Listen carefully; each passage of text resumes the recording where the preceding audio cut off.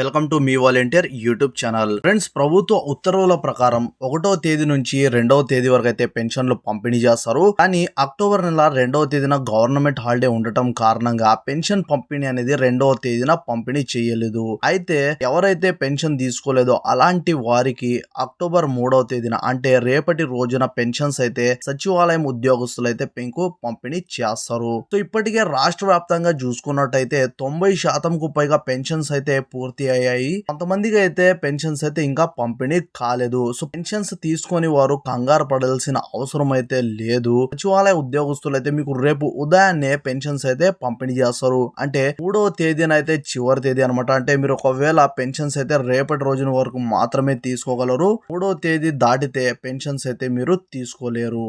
అయితే ఫ్రెండ్స్, ఎన్టీఆర్ భరోసా పెన్షన్ పథకానికి సంబంధించి మీకు ఏదైనా డౌట్స్ ఉంటే మీరు కింద అడగొచ్చు. మీ యొక్క కామెంట్స్ అయితే తప్పకుండా రిప్లై ఇస్తాము.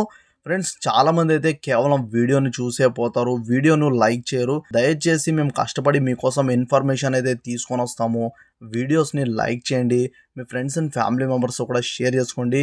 ప్రభుత్వ పథకాలకు సంబంధించిన అప్డేట్స్ మా ఛానల్ మీద మీకు ఎప్పటికప్పుడు తెలియజేస్తాం కాబట్టి వెంటనే ఛానల్ను కూడా తప్పకుండా సబ్స్క్రైబ్ చేసేసుకొని పక్కనే వచ్చిన గంటను కూడా ప్రెస్ చేసేయండి ఫ్రెండ్స్.